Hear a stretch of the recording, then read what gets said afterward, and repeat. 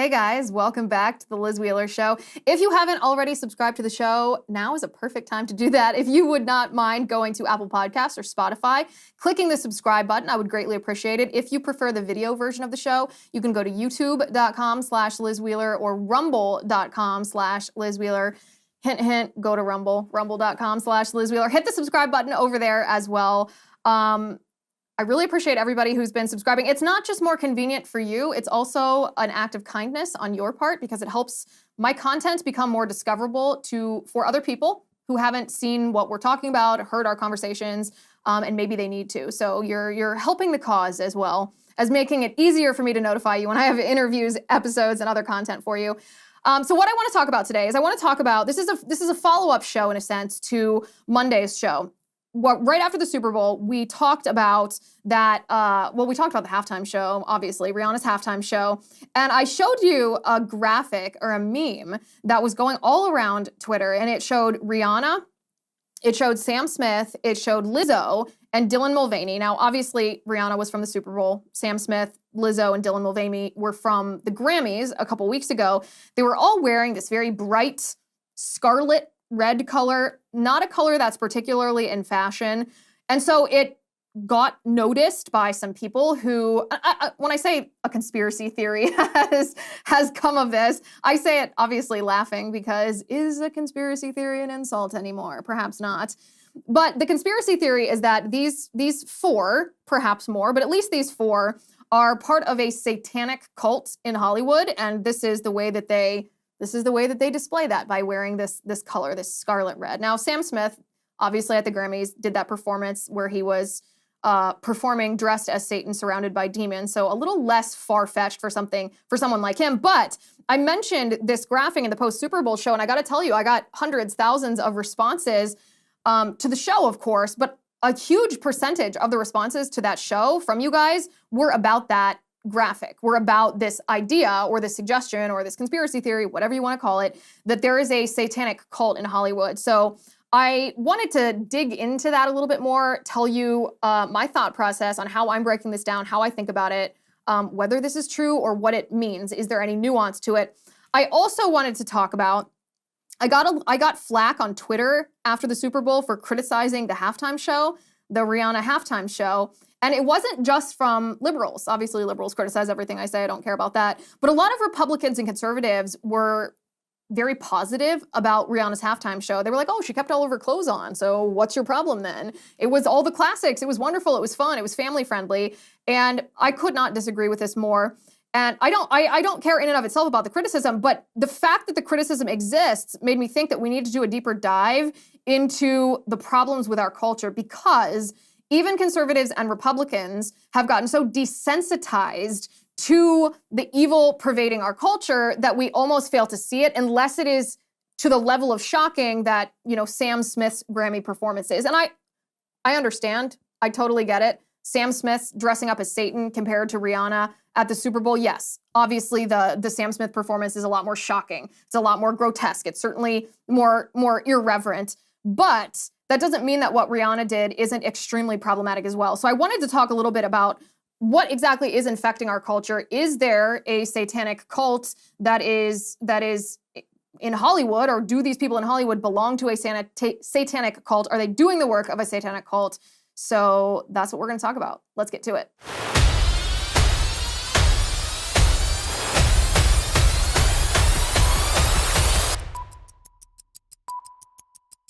All right, I don't know about you, but going to bed at a decent hour does not always mean that you get enough sleep. Often I was too hot or too cold, just not comfortable, and I couldn't sleep. That all changed with my Cozy Earth bedding, the softest, most luxurious, and responsibly sourced bedding on the planet. I know, I'm always raving about Cozy Earth bedding, but I'm not alone here. There are over 5,000 five-star reviews on their website, like this one from Allison, who says, I love them. Softest, most comfortable sheets I've ever slept on. Now, I have Cozy Earth sheets on my bed at my house right now. I love them. I think you will too. Cozy Earth bedding is made using only the finest bamboo. It's no wonder top designers choose Cozy Earth. Their bedding is naturally temperature regulating, so you will sleep comfortably all year round. I sure do. Whether it's their luxury sheets, their loungewear, their pajamas, or their plush bath towels, you will love shopping at Cozy Earth. Oh, and now you can order their bedding in 5 awesome colors. you can save 35% now at Cozy Earth. You do have to hurry because this offer ends soon. Go to cozyearth.com/Liz35 and be sure to enter Liz35 at checkout to save 35%. I think that's a pretty good deal. cozyearth.com/Liz35 and enter Liz35 at checkout to save 35%. cozyearth.com/Liz35. Okay, so let's talk about this graphic, this cult of Satan graphic. It went all around Twitter on the Super Bowl. I mentioned it in our post-Super Bowl show. We talked about it just a little bit there. This is it on the screen for anybody who wants their eyes to fall out of their eye sockets here. It's Rihanna in the top left, and then Sam Smith in some kind of horrible bondage sex clothes. I can't even think about it. The top right, Lizzo on the bottom left in her red Afghan, her Furby costume that she wore to the Grammys, and then Dylan Mulvaney, the Days of Girlhood, transgender, the man pretending he's a girl, on the bottom right. They're all wearing this scarlet color, and it is an unusual color. It's not in fashion, so it's led some to say that perhaps these people, these Hollywood celebrities, are in a satanic cult. Like I said, I mentioned this after the Super Bowl show. Probably half of the responses I got from you guys after the show was about this topic, this specific graphic. I also got a ton of flack for talking critically about Rihanna's halftime show. I stand by what I said on that. I don't care about the criticism, but the criticism itself, the fact that so many conservatives thought that her halftime show was appropriate and good and classic and even family friendly, makes me think that we need a little bit deeper dive into this. So that's what I want to address this in a more philosophical way today. I want to talk about this illness that our culture is suffering. And if this illness is what it appears to be, meaning so many people think that this satanic cult is a realistic idea, it is believable, whether or not it is the thing, it is certainly believable based on their behavior. What's the antidote to a culture that has been infected with this kind of illness? So I want to bring on author of a new book called How to Save the West, Ancient Wisdom for 5 Modern Crises, Spencer Klavan. Spencer, good to see you. Liz, it's great to see you, although you did not tell me you were going to make me look at pictures of Sam Smith. I'm beginning to reconsider our entire friendship now that you've forced me through this torment. I feel like I owe an apology to the public at large because it's the second time this week on the show that I've displayed that without a trigger warning preceding it. But oh man, I mean, I'm sorry about it. I'm sorry that I had to see it. It sticks in your mind. But at the same time, if we don't properly diagnose this, how can we properly prescribe a solution for it? That's what I want to ask you about today, because when we're talking about the problem with our culture, it seems to me that you can't address our cultural ills without addressing religion. I know people are going to say, oh, you're religious right, you're a Bible thumper, you're this, that, and the next. But can we actually solve our cultural crises without religion? You know, in seriousness, Liz, I think you really do put your finger right on it here. There is a line in the Bible that says, "The fool hath said in his heart, there is no God." And sometimes I think we read that line and we think, oh, this just means like atheists are dumb. Like it means it's dumb to be an atheist or something. And okay, fair enough. But I actually think the line goes much, much deeper than that. I think what that line means is if you tell yourself that you have no God, if you tell yourself you don't worship, that you have no religion, then you have made yourself into a fool. You've fooled yourself by telling yourself that you don't have a religion, that there's such a thing as atheism. There's actually no such thing as atheism. There's just different forms of worship, and there's people who worship different things. Every one of us who wakes up in the morning gets out of bed for a reason. We do things because we think such and such a thing is good, because we have some aim or goal. And what that means is that somewhere in the back of our minds or in the front of our minds, there is a highest good, something that demands our allegiance, that we submit to, whose demands we wish to obey. And what the Bible really, I think, illustrates about demon worship, idol worship, which is all kind of under the umbrella of Satanism, is that people who are engaged in this kind of worship or this kind of ritual often don't know that they're doing it. In fact, one of the central kind of identifiers of idol worship is blindness about yourself, not knowing that you're doing what you're doing. And that is what I think we are observing in all of these pictures that you're showing. It's not that, people think that conservatives were Bible thumpers and we believe in the secret cabal of evil Satanists that are getting together in their satanic temple. And for all I know, that may be happening somewhere, but that's really not striking to the heart of what we're looking at here. People who worship powers other than God don't know that they're doing it most of the time. And so when Sam Smith gets up there at the Grammys and he puts on his little red hat and he says, I'm doing something unholy, he's professing, he's demonstrating in his art what he places highest, sex, pleasure, whatever you want to call it.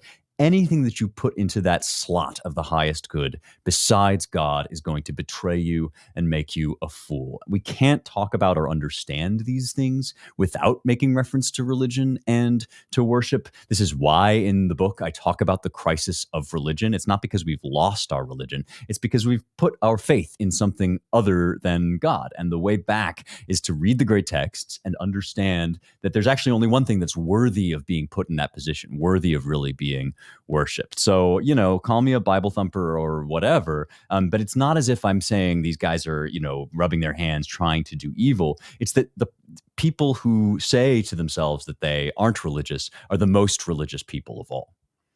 Right, which I think is kind of striking when you think about our culture, because it means that there are a lot of people who are unwittingly complicit in Satanism because they've put these unholy things on a pedestal in the place of God. So I found it very fascinating in your book. I want to talk about the way that you've divided our cultural ills into these 5 different buckets, because I think actually, unfortunately, each of these pictures that I showed at the beginning fall into one of these categories. You talk about the crisis of reality, the crisis of the body, the crisis of meaning, the crisis of religion that you just mentioned, and then the crisis of the regime.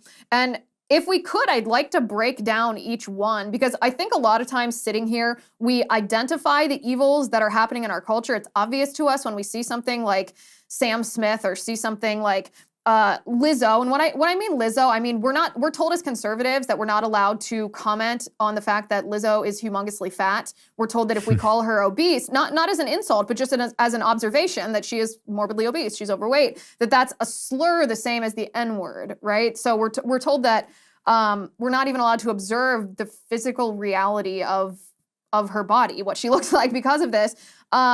And we can diagnose these cultural ills, but finding a solution to them is something you talk about in a lot of depth in your book. So I'd like to go through these, if you would, and start with the crisis of reality and the basis for this, and how we're seeing it play out and how we can fix it.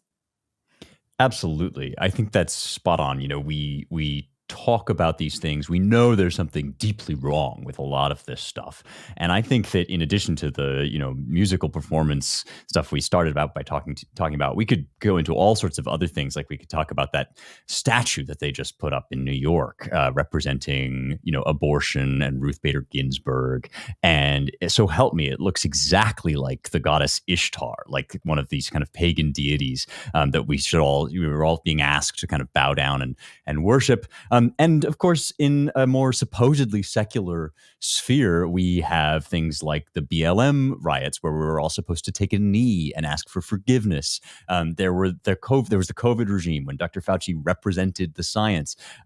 This stuff is very easy to react against. It's very easy to see this and know that there's something deeply wrong. It's less easy to say, what are we really facing? What are we grappling with here? And part of that is because all of these problems seem so new. It seems like it's happening, at light speed, a mile a minute. Every day there's some new problem to deal with. And what I suggest in the book is that really underneath those daily crises, beneath those daily news cycle problems, we are facing some of the most fundamental questions that mankind has ever faced. Digital technology especially is making us reckon with these questions. What is real? Where do I stand in the universe? What is a human being? And so, the first of these questions that I raised that we've dealt with is the crisis of reality. Is anything really true, whether I want it to be or not? Or is it all just my truth, your truth, and we kind of get to fight over who gets to shut whom up?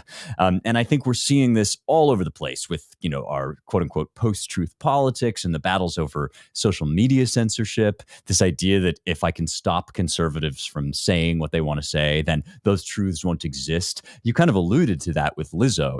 It's like if you can stop people from saying she's at an unhealthy weight, that she's fat, that she should lose some weight for her own sake. If you can stop people from saying that, then somehow it won't be true, right? You can kind of wish it away. But of course, it will remain true. And all that will happen is we'll have installed a new kind of oppressive regime, which is what this stuff always boils down to. And the final kind of instance of this, of course, is virtual reality, where the whole notion of true and false, of real life physical space, is supposed to just evaporate into this imaginary world. What I argue in the book is that the kind of crisis that we're up against goes right back to the beginning of Western philosophy in Athens, that Socrates, and after him his disciple Plato, were really grappling with this very question. Is there anything that we can know is true no matter what, no matter who says otherwise? And they concluded that yes, in fact, there is. And not only that, but if you don't believe that, you might think that you're going to be made free, but you're actually going to just subject yourself and everyone around you to power politics. Because if there's no such thing as absolute truth, then all that's left is power. And that's what we're seeing with all of these, I think, trends that you're identifying. When you really pull back the camera and you understand the kind of fundamental questions at stake, you realize that we're up against something that's very deep and has been going on since the beginning, really, of recorded history, which is why it pays to study the great texts. I like For Patriots, and I know you will too, because the fact of the matter is a food shortage could be coming even here to the United States. Experts were writing about this as recently as July. Drought, inflation, and particularly new political policies are pushing America's food supply near its breaking point. It's a scary thing for our families to face. That's why survival food is more important than ever. I highly encourage you to create your own stockpile of the best-selling For Patriots survival food kits. It's not ordinary food. We are talking good for 25 years, super survival food. The kits where the food is stored, they're compact, they're sturdy, they're water resistant, and they stack easily so you can store them without a problem. They have different breakfasts, lunches, dinners. You can make these meals, by the way, in less than 20 minutes. It's really easy. You just add boiling water, you simmer it, and you serve it, voila. And right now, you can go to forpatriots.com and use code Liz to get 10% off your first purchase on anything in the store. Just go to forpatriots.com and use code Liz to get 10% off. That's forpatriots.com, code Liz, to start building your own stockpile today. It's interesting because, I mean, you and I are friends and we talk about these philosophical, nerdy stuff off the air frequently. I mean, what were we texting about 2 days ago about first principles? Yep, and freedom, liberty. Yeah. We were. Exactly. I know, This is the stuff that our way. conversation is. Our conversations are built on. But whenever we have a conversation and you remind me that what we're facing in our country is not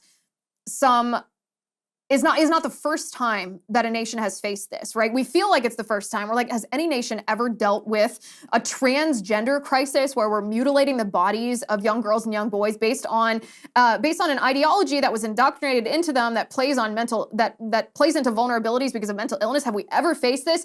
And you remind me, like, yes, other places have dealt with this, because just because it's manifesting like this doesn't mean the root cause is something new. I always find that, in a sense, comforting, because if we study our history and we learn from the historical mistakes of others, then we are not, as the saying goes, doomed to make those same mistakes. And I think in this book particularly, you do a good job, especially when it comes to the crisis of the body. If you want to talk about that for a second, I think, and that doesn't just relate to the transgender stuff, that relates to the transhumanist stuff as well.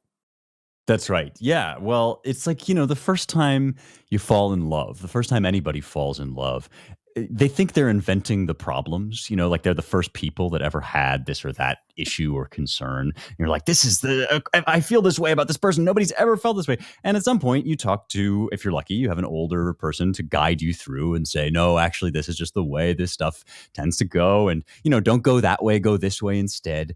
And in fact, that is, in the big scheme of things, in the big time scale, that's how the great tradition works. Each of us only has one life. And so when we come up against these big civilizational problems, we can feel like that teenager who's falling in love for the first time. We feel like nobody's ever been up against this before. But you're right. It's comforting to realize that actually in various ways, these questions have come up in the past, because that means we're not alone. And so on the crisis of the body, even though yes, transgender surgery is kind of a radical innovation and a horror, it doesn't actually boil down to something that nobody's ever seen before. For a long, long time in our history, in the history of the human race, there has been discomfort with our bodies. It's difficult to live in this fallen world where our bodies break down and eventually die. These are hard truths to have to face up to.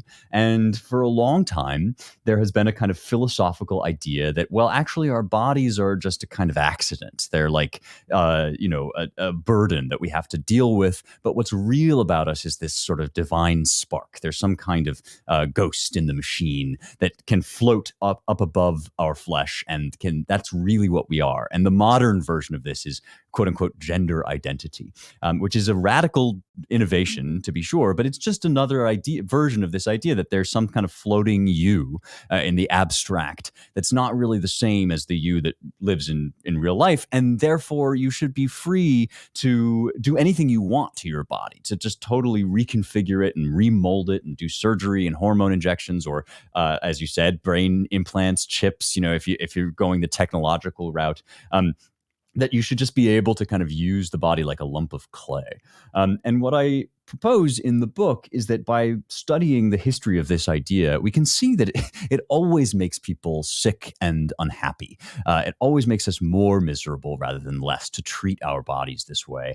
And even better, there is another option. There is another way of looking at this and addressing this question. It's called hylomorphism, which is a beautiful word from the Greek, meaning form in matter, that our bodies aren't an accident. They're not an encumbrance. They're not a burden. Our bodies are actually the language that expresses our souls. We are embodied souls, and it's not a mistake that we are the way we are, that we are human beings with both spirit and flesh. This is actually a beautiful thing about us. And if we learn to live through it, and if we learn to understand ourselves as more than mere matter, and yet embodied in the here and now, we'll be saner, happier, and healthier than if we go down this route, which has been tried a million times, of just floating up out of our bodies and seeking some imaginary freedom that never really materializes. It is. It's kind of a heady thought. It's a little bit of a mind bender, but it is beautiful when Yeah. you can clearly articulate that. Can you give me some examples though, when you say that this idea that we are floating above our bodies, or that there's a ghost that operates the machine, that this is not something new to our culture? What have other cultures, how has it manifested in other cultures, and how have they dealt with it? And what has been the outcome of how they've dealt with it? Oh, absolutely. So one guy that I talk about a lot in the book is Plotinus. He's a Neoplatonist philosopher, and Plato himself, the great Greek philosopher, did often sort of talk as if there was this realm of pure ideas beyond anything that we can see or touch in the here and now. And in a certain sense, of course, that's true. If we do believe in absolute truth, then we must believe that there is something beyond just the world of change and decay. There are absolute truths. But there were people from very early on who took that further and said, therefore, what we should do is just get out of our bodies as soon as possible. And Plotinus' biographer said that he seemed ashamed of being in his body. He didn't want to, have a body at all. And this idea, which kind of gets translated then into Gnosticism, that early Christianity has to deal with, it becomes very deep rooted in the Western mind, and in many ways, it's really the church that gets around this, that gets past this, and it does so by clinging to the idea of the incarnation, the idea that God doesn't actually reject our flesh. He loves us so much that he took on our flesh. That the world is created by God, and it was made to be good, even if it is fallen. Without him, not one thing was made made that was made. And through understanding this, we kind of arrive at this doctrine of the incarnation, and I think really crucially the doctrine of the birth of Mary's virgin birth, right? That Mary is kind of a conduit in her role as mother. She's a conduit for the flesh to become the medium of the divine. I really think that this is one reason why the transgender stuff so often seems to target women, especially to talk about women in the most degrading and dehumanizing sort of ways. That they're just chest feeders, they're just menstruators, to reduce women to their body parts, basically. I think it's an attempt to deny the truth that the church sought out and kind of understood, both from Greek sources and from its scriptural tradition, that the incarnation and the installation of that at the center of the Western heart, that's really the way out that our ancestors found and that can still guide us today.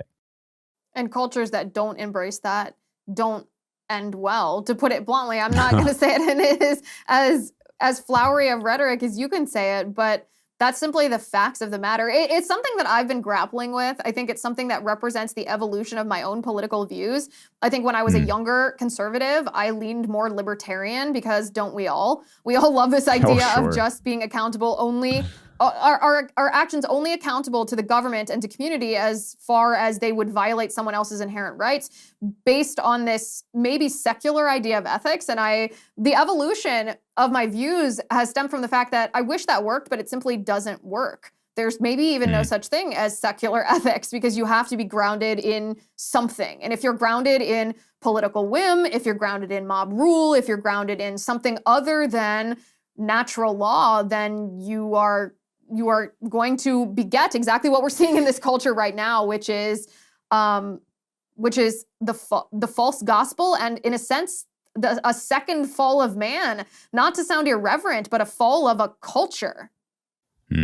Wow. Yeah. Well, this is another subject of our, off mic friendship. We text a lot about this stuff. And I think it's really important, the way in which people talk as if there's only two options. And the options are full libertarianism or full classical liberalism, or however you want to put it, that, the government and society has no business saying anything at all about subjects other than the tax rate, basically. And people should be just left alone in every other respect, as if that's the only alternative to like full theocracy and like Pope hat intensifies, to just like bringing down the hammer. And of course, those aren't the only two options. That's a false choice. And society has more than one way of speaking to people, because really, if you think about it, to say that, you want to be left alone, that can sound kind of liberating, but it's actually very lonely. Leave me alone means that I'm going to just be getting by on my own personal resources. I'm going to have no ancestral wisdom to turn to, no community to really network with and to thread my being through. That's a recipe for a very lonely life. And politics is not just about the laws that you write. I think we can broadly agree, right, that the founders did say you don't establish a state sect, you don't impose one particular brand of religion onto people. But there's a world of difference between saying that and saying you should just leave people without any spiritual guidance whatsoever. Faith is not a team sport, and we don't talk about spiritual things in our kind of life together. That's not the vision of the founders at all. What the founders envisioned was small communities getting together and living according to their lights, shaping the souls, especially of young people, by training them up in the way that they should go, the way that we honor things, the way that we teach in schools, all this stuff that we're having these so-called culture war fights over right now. They all exist in that space in between like total libertarianism and total kind of like theocracy or whatever you want to call it. There's a lot of room in the middle there, where society does have a role to play in guiding and shaping people, leading them toward the good. Because if we're not, as you say, if we're not going toward the common good together, then we're actually not doing politics or civilization at all. And we couldn't even define common good unless we had some baseline understanding of what good is and what bad is. And in order to do that, unless it's written by political mob, then Hmm. you have to turn to the author of good. By the way, I should have prefaced this part of the conversation. This is the crisis of meaning in our culture. Yes. So we Oh, talked about the true. crisis True. of Yes, reality, the absolutely. crisis of the body, the crisis of meaning. I like American Hartford Gold, and I think you will too, because is it only me, or does the future feel more insecure and uncertain? It's not a good feeling. At every turn, we're getting less for more, while record high inflation, soaring interest rates, and the looming recession are threatening our businesses, our jobs, and even our retirement funds. Even Fed Chair Powell warned us to brace for more pain. Fortunately, there's a way to secure your hard-earned nest egg so you don't have to feel that pain he's warning about. You can do what I did, call the only precious metals dealer that I trust, American Hartford Gold. They make it simple and easy to protect your savings and your retirement accounts with physical gold and silver. With one short phone call, they can have physical gold and silver delivered right to your door or inside your IRA or 401k. American Hartford Gold is the highest rated firm in the country with an A+ rating from the Better Business Bureau and thousands of satisfied clients. If you call them right now, they will give you up to $1,500 of free silver on your first order. So don't wait. Call them right now. Call 866-781-7499. That's 866-781-7499. Or text Liz to 65532. Again, that's 866-781-7499. Or text LIZ to 65532. So the crisis of religion is actually a little bit different than what we were just talking about. We were talking about the philosophical part of meaning. What is our purpose? What is good? What is bad? But the crisis of religion, you talk more about what institution has supplanted religion. I found this to be very interesting because this is so obvious to so many of us in our culture when we see, the science, the science himself claim that he is infallible. Dr. Fauci, talk to me about this. Yeah, this is where we've arrived back at the thing we were talking about at the beginning, and you can see how you start out talking about Sam Smith and Rihanna, and of course these things are very riveting. But the deeper you go, the more you realize that there's something more profound at stake here, and this is why that religion conversation we were having early on is so important. Everybody has a religion. Everybody serves something, and you mentioned capital TS, the science. When Dr. Fauci got up and after people had already been lighting prayer candles to him, which I'm not making that up, that's a real thing, he then got up and he said, I represent the science, and whatever else that is, that's not a man who's doing science. That's not a man who's performing experiments and telling you the results of his data so that you can go away and make your own decision. That's a man who is claiming clerical authority, who's setting himself up as a priest that has occult knowledge, and he gets to tell you based on the kind of ineffable, pure, divine truth, he gets to tell you what to do, which is, of course, how it always cashes out. And I really suspect that what we're seeing is the end point of kind of scientific materialism, not science itself, but just the reduction of everything to physical science.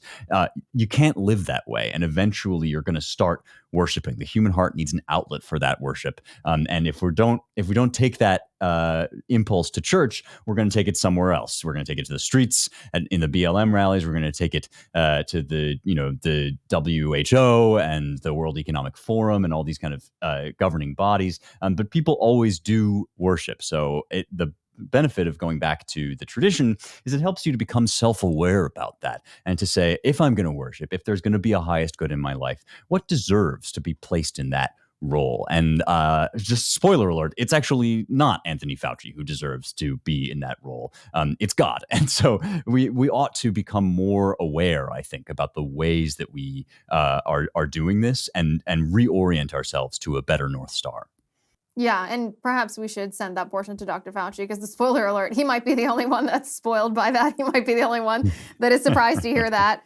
No, I think you're correct. I think when you look, especially as this applies to a governmental structure, it's the same. You're saying the same thing as saying that there's no such thing as an absence of morality. There's no such thing actually as just pure tolerance, this even playing field where there's no good or bad legislated there's always going to be somebody's version of morality. It's just whether it's the good, the true, and the beautiful, or whether it's twisted morality. So all of these different crises, reality, of the body, of meaning, and of religion, have led us to the point where, I promise I'm not going to bring up the meme again, even though I'm going to reference it, has given us Sam Smith, has given us Rihanna, has given us Lizzo, has given us Dylan Mulvaney, and our governmental structures are being focused on protecting and perpetuating that ideology instead of what we were founded on.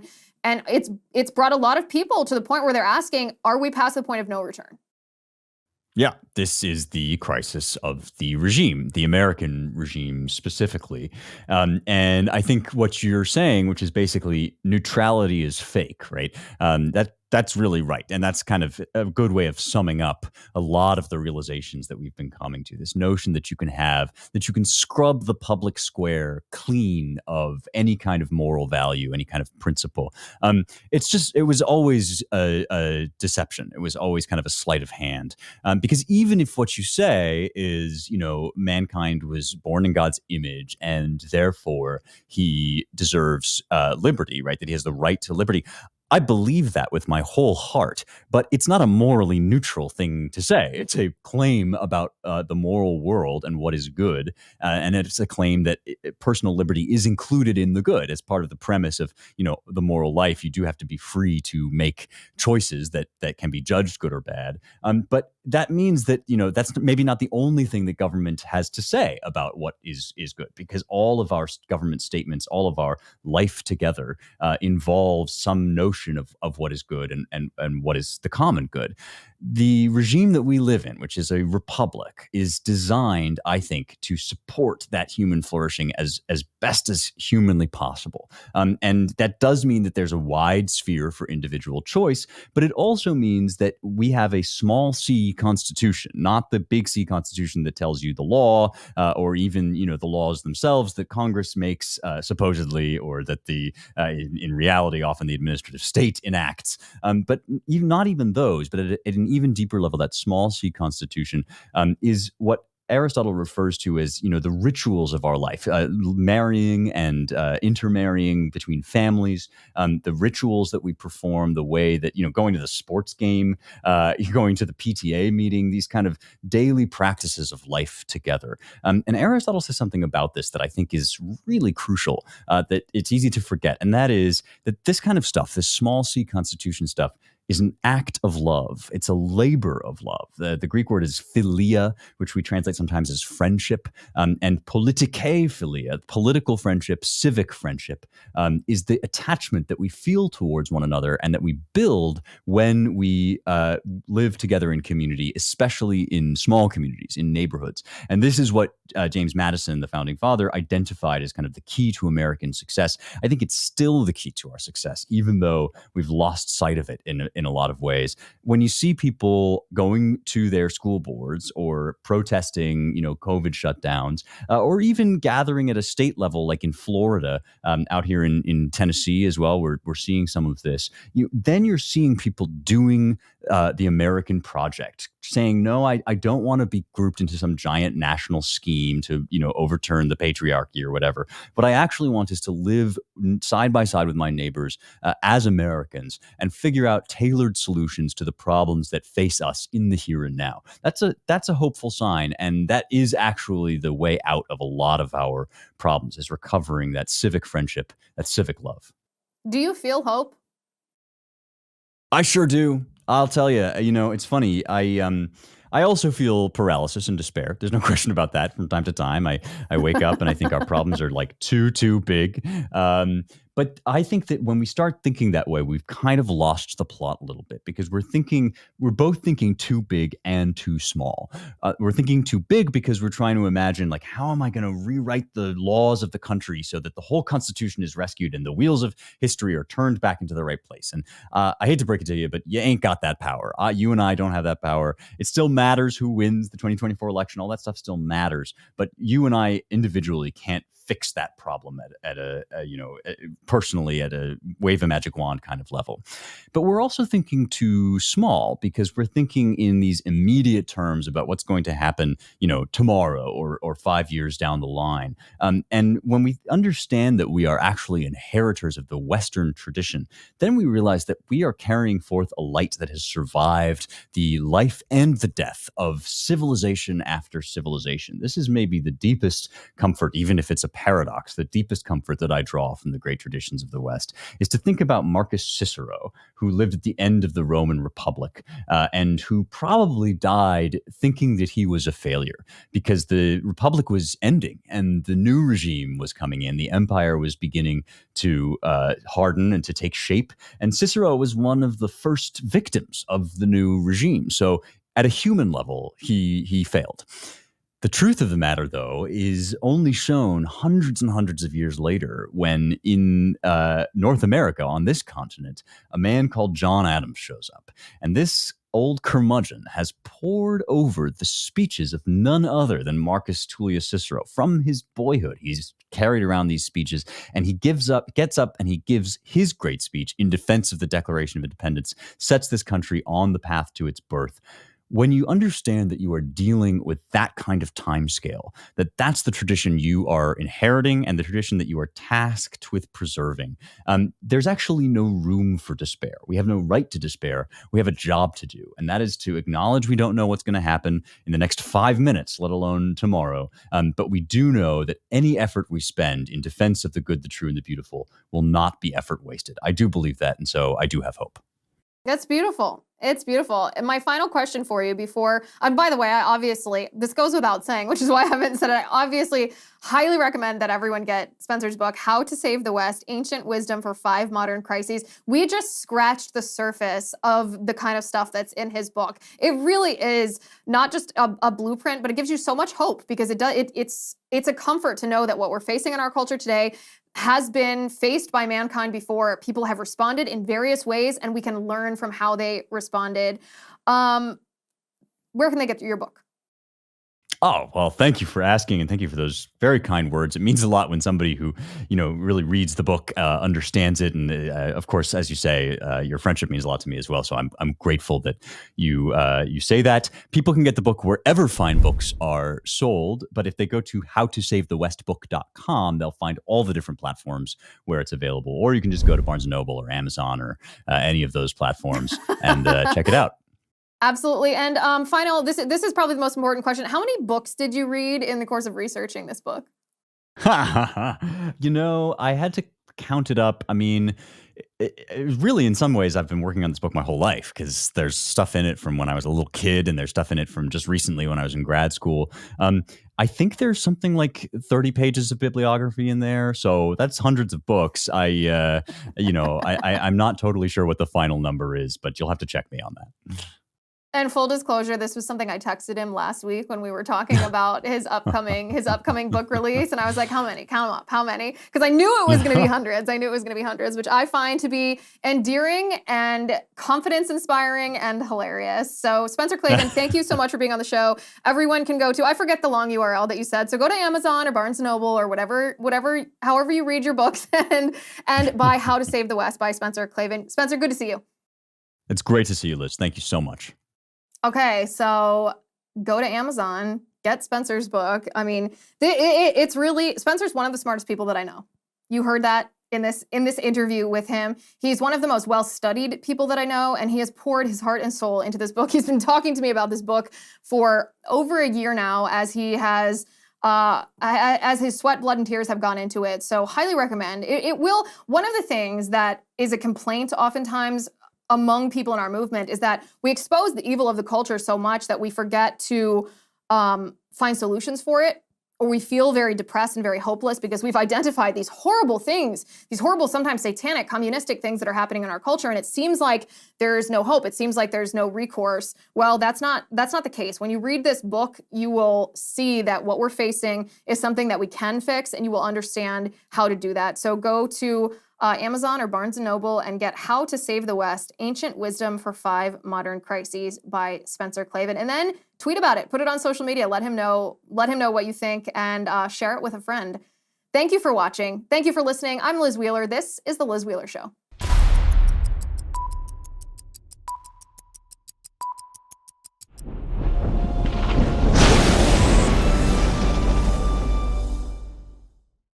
If you haven't already, give this video a thumbs up, hit the subscribe button below, and ring the bell to make sure you never miss a video.